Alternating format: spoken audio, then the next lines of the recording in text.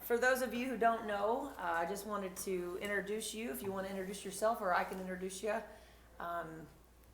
as what your title is, Corporal. Well, I retired as a corporal. They don't have the corporal rank anymore. Right. I retired as a corporal at the end of December in 1979.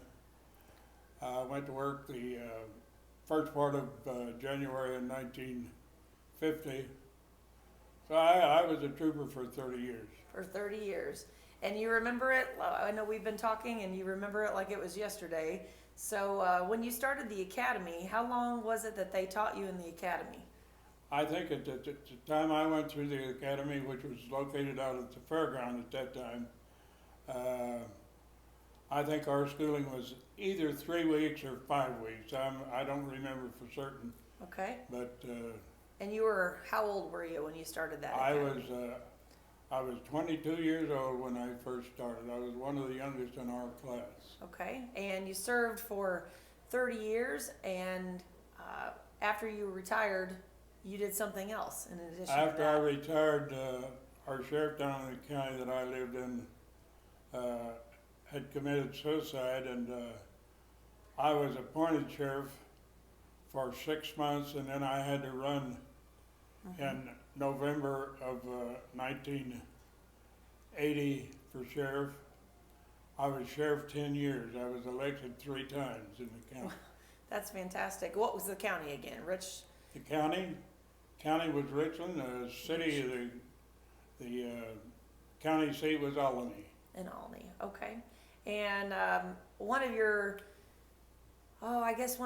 things when I first met you, you were talking about just the differences with the state police, from 1950 till 2019, and our anniversary of our 97th anniversary is here, and April 1st, 2019. And I remember when I talked to you the first time, I think the neatest thing that you noticed was the speed detection devices and the thermal printers that we had, and our computers and our microphones and our in-car video cameras and our tasers, and we have all these things that you didn't have back then. So when you graduated from the academy, what was it they gave you? Well, what they gave us, they didn't give us too much at that time, because we had to buy our own weapon, we had to buy our own shoes.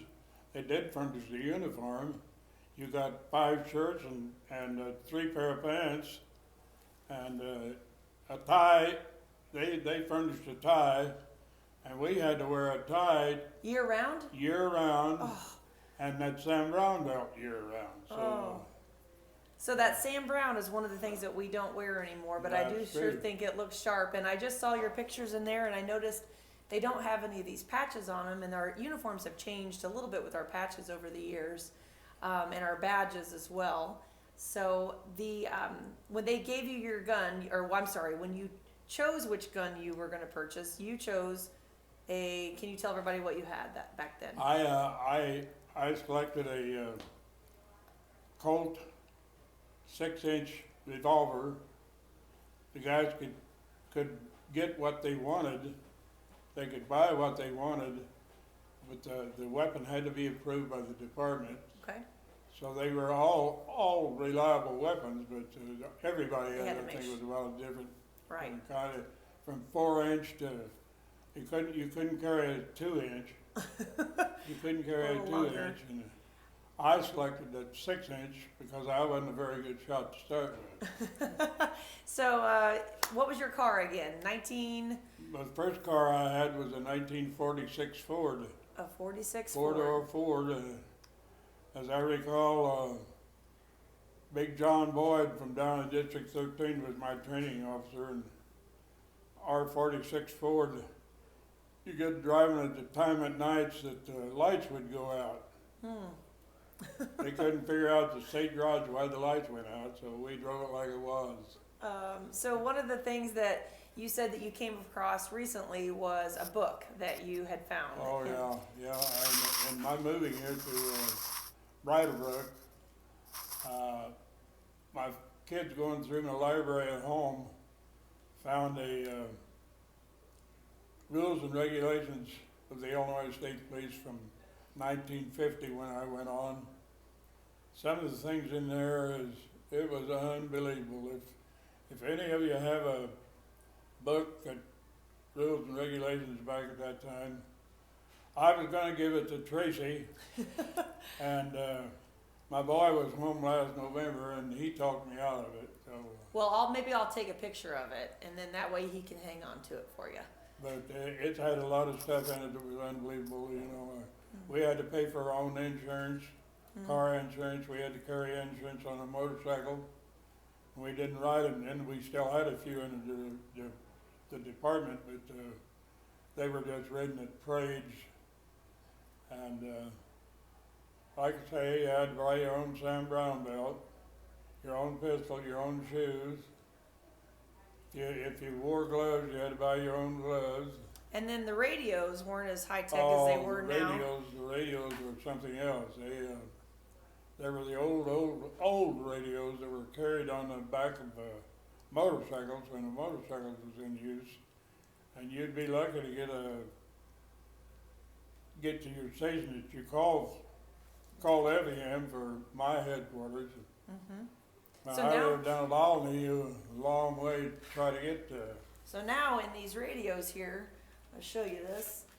They've got a GPS tracking device, so they know where we're at, even when we don't know where we're at. So these radios now have really come a long way.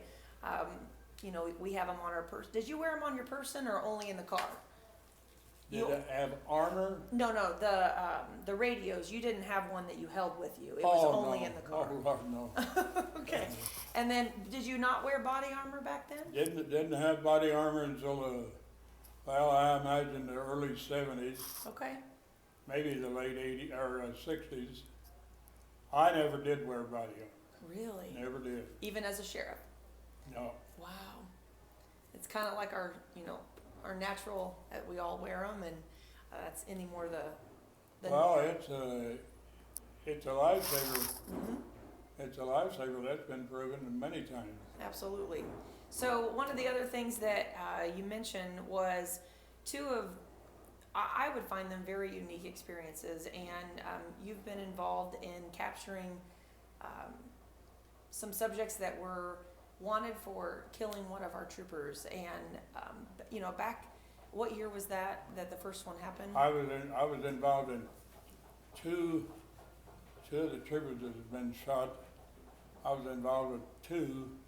The first one was in 1968, I think.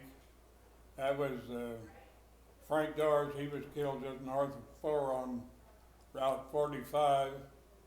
And the last one I was involved in was Leighton Davis, who was shot just north of Effingham at the rest area there on 57. The first guy was captured just north of Albion, and the boy that shot Davis was captured just east of Albany. I was involved very much in that case. Yes. And that's a lot of, that's a unique experience that not a lot of people have. And I know we talked off camera about it earlier, and it's really humbling to hear your story about that. And one of the things that I asked earlier, and I want you to share with everyone, is if you could go back and do it all over again when you were 22 years old, would you do it again? I very definitely would. I enjoyed every minute that I worked on the state police force. I'm proud to say I was a retired state trooper, and like I say, I would go back in a heartbeat. Things were much different back then than they are now. That's for certain. Equipment on up, Right. intelligence on up. You people that's troopers now, to me, are highly trained and highly experienced in what you're required to do anymore. And as I told Tracy a while ago, when I became a trooper, all you had to do was be big, mean, and ugly, and I fit all categories. Well, you But must have. I admire the Illinois State Police today. That's Really do. fantastic. And I know your badge number when you retired was 228. However, once I started talking to him, you know, you explained it a little bit different than I knew. So they used to go back and reuse ID numbers. And nowadays they just, once that ID number is issued, that's yours. And, you know, so what was your 3 numbers that you told me? My original star number was 644. Back then, the numbers were printed on your badge and on your hat, on your cap that you wore. Both. My first badge was 644, and then I went to 319, Okay. and then 228. 220. I'm not certain when all this occurred. I was trying to think the other night when it was that we went to To the different numbers. to the hats. Oh, okay. I'm not I sure don't when that remember was. what year that was. I was Did you they wear did- one? You wore one like we have? yeah. Okay. We they detailed a bunch of us to the armory here in Springfield. When they made the dedication and the changeover of the hats, we taken our cap and threw it and then put our, Threw them up and put your new ones on. yeah, They didn't even did they let you keep it, your old one? Or did you have to turn that back in? I had to turn that in. Yes, you do. You don't lose any of that equipment, Don't that's lose for any of sure. that equipment. So now, you know, the state police has expanded and we have so many different capacities now where we have investigations and we have SWAT and we have crime scene and we have forensics and, you know, crisis negotiators and we have just all kinds of different positions now within the Illinois State Police. And back when you started, you know, they gave you your gun and your car and they said, now go out there and fight crime. Is that right, what they told you? That's about it. That's about it. You had it all to do if you were a trooper. You were expected to do everything. And to know everything, right? Know everything, and you still didn't have that much schooling. And Right. but like I said, and I'll say over and over again, these people that state police officers now are smart individuals. Yes, they are. Yes, they are. Well, the state has been good to you. The career's been good to you. And, you know, if you don't mind me sharing your age, for those that are watching, I think it's fascinating that, you know, you retired so long ago and you're in such great shape can I share your age or am I allowed to? Why, I'm proud of it. Well, you share it. I'll let you share your age then. I'm 91 at the present time, and in 2 months I'll be 92. 92 And years I'm proud to be 92. I didn't think I would ever live this long. Well, that's great. The state, you know, they appreciate your service, and I know all these young troopers nowadays, I look at them and they're also 22, 23 years old, and you know, I was back that age a long time ago, it seems, but you know, there's still young men and women that are wanting to join the state police, and it's an honorable profession, and I really appreciate that you took the time to talk to me and talk to everyone and share your story. Is there anything else you want to add? Well, I just want to add, like I've said previously, that I'm proud to have been a state police officer. Good. I'm proud to say that. Anybody that lives here knows now that Joe Willis was a state police officer. Yes. And anybody comes in, there's a number of people come in surveying this place to see whether they want to live here or not. You know, the folks, they'll bring their folks in. And I always get up that I'm a retired state police Then officer. you'll take care of them. So I'll take care of you. You're in good hands. That's great. What was your car number again, Joe? My car number was 1212. 1212. And 1212. that's great. The old saying on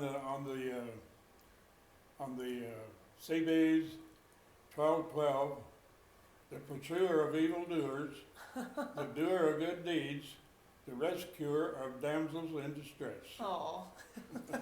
So I have a thing, Joe. If you could give one piece of advice to that 22-year-old person that's thinking about becoming an Illinois State Trooper or is an Illinois State Trooper, and maybe you is like, is this career for me? What piece of advice would you want to share, or would you just give them? What would you think that would be? The advice I would give is you meet some of the nicest people on earth, And that's the thing to be proud of, and because I have met an awfully lot of nice people. Of course, on the other side of the slate, you meet some of the other type, but my advice would be to become a trooper. Think it over great. It's a great opportunity. It's just something that you'll keep with you for as long as you live. And I would recommend anyone that thinks about it to become a state police officer. That's great. I'm proud of it. Yeah. And your stories, when we talked earlier, it brought tears to my eyes just listening to you recall every single moment of, especially capturing those two that murdered your friends. And that's, we'll remember the bad days and we'll remember the good days too. And I'm sure you had many a good days as a state trooper. And, it's a scary profession, but it's also a very honorable profession. Very honorable. Very, very honorable. Talking like that, Tracy, I think many times at night, I know you probably do, Tim probably does too, of accidents you covered, especially fatal accidents. You can still see them pretty vivid in your mind. Yep. Many nights I've awoken, and there'd be tears in my eyes. Some of the deaths and the way they were killed. So one of the things that you also, I keep going more because I keep wanting to get more information from you. I think you're fascinating. The speed limit. There was no speed limit. Oh, And yeah. I said, what was the speed limit? And he says there wasn't a speed limit. What was the verbiage you used? The speed limit we didn't have. The reading on the speed limit was reasonable and proper. Reasonable and proper. Reasonable and Now, proper. do you think in 2019 people could obey that? That's doubtful, isn't it? Right. So, Joe, I appreciate it, and in honor of the Illinois State Trooper Day and our 97th anniversary, I thank you for your service, sir, and I wish you many more birthdays. And so, happy June 13th early. Happy birthday early. Well, thank you very much, Trace. I appreciate what you did. I appreciate knowing you and just meeting Tim. Been a happy day for Joe. Good. Well, I appreciate your time, and you having a wonderful day, and go and enjoy your lunch. Yes. I'll do that, sweetheart.